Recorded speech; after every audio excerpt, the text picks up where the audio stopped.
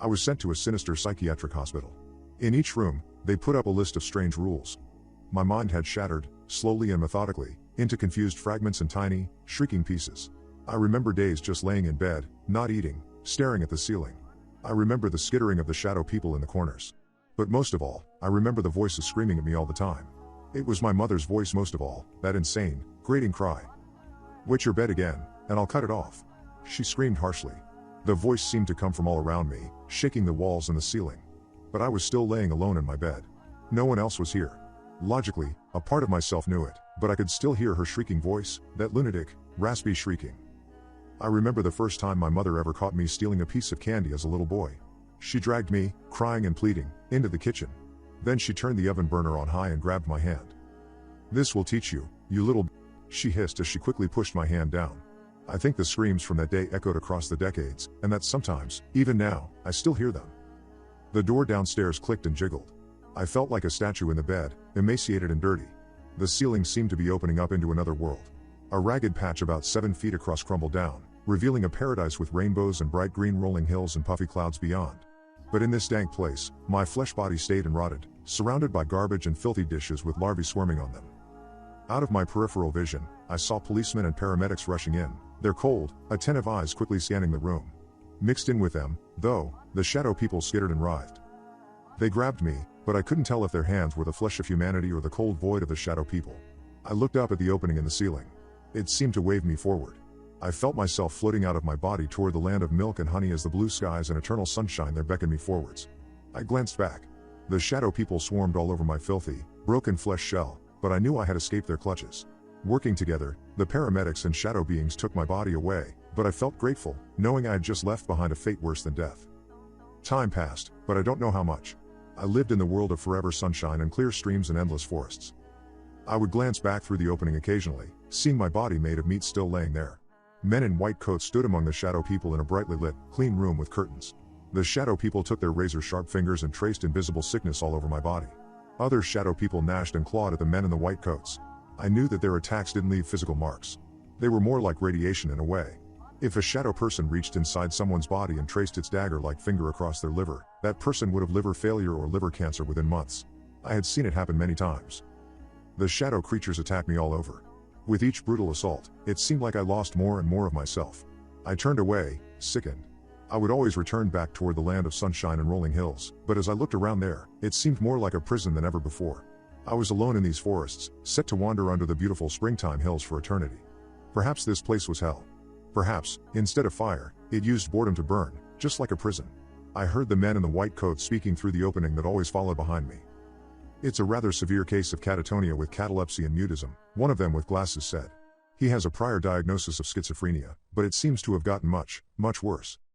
"Does he have any past history of catatonia?" the bald man in a white coat asked. The man with glasses shook his head, looking grimly down at my body made of meat. The rest of the men looked on with slightly bored expressions. One turned and left the room, jotting something down on a clipboard. The shadow creatures followed close behind, twisting and thrashing on the walls and ceilings like salamanders from hell.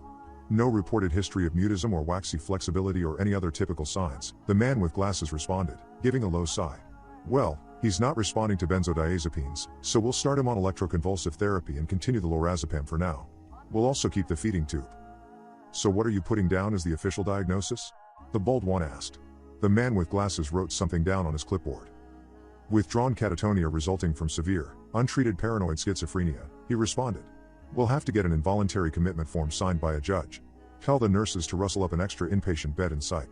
He's gonna need it." The next few days slipped by as before. I watched them wheel my body into a room with lots of machines. They put a robin's egg blue mouthguard with a breathing hole in it between my teeth. They rubbed a gel on my forehead and started attaching circular electrodes to my skin. The shadow monsters flitting around seemed to laugh and dance. They supposedly give ECT patients drugs to put them to sleep, but I saw the whole thing from that other world. Perhaps there are more things in existence than doctors ever dreamed possible. I watched my body jerk in seizure after seizure as the electricity hit it. I felt myself being ripped from the dream world I had inhabited. I fell through the opening towards my silent, thin body. It lay there, as pale and still as a corpse. As we rejoined, I thought I could hear the laughing of the shadow people.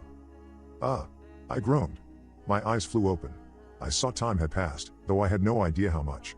I wasn't in that surgical room anymore with the kicking, seizing surges of electricity and the doctors who showed far too many teeth in their smiles. Now I was alone. Every part of my body seemed to hurt. My back shrieked at me as stabbing pains ran up and down my spine.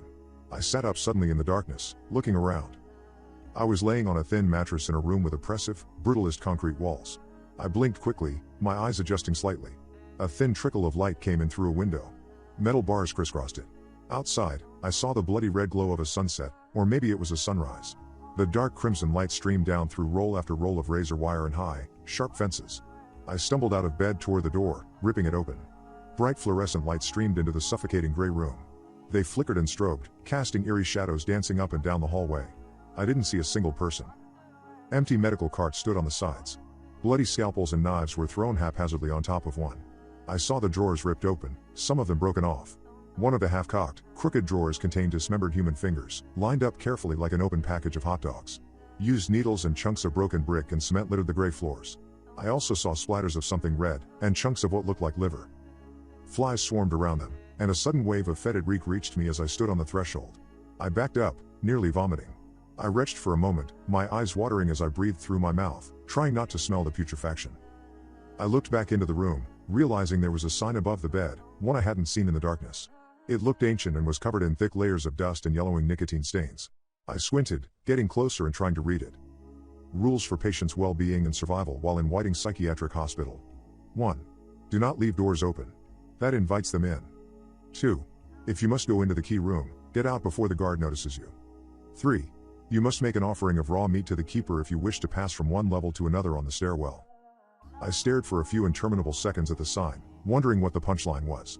I looked around, expecting someone to jump out and try to scare me, or perhaps announce that it was all a prank and being recorded. But nothing changed. Still imprisoned in the cube of gray concrete with ancient, strobing lights streaming in from the hallway, I felt a sudden coldness run through my body. I glanced at the open door with a shrinking feeling in my chest. For a brief moment, in the flickering lights, I thought I saw a pale face with wide, excited eyes peeking around the corner. The fluorescent lights made tink-tink-tink sounds as they strobed in the hallway, sending their eerie glare into every corner of the room. "Hello?" I whispered, tiptoeing toward the door. Is someone?"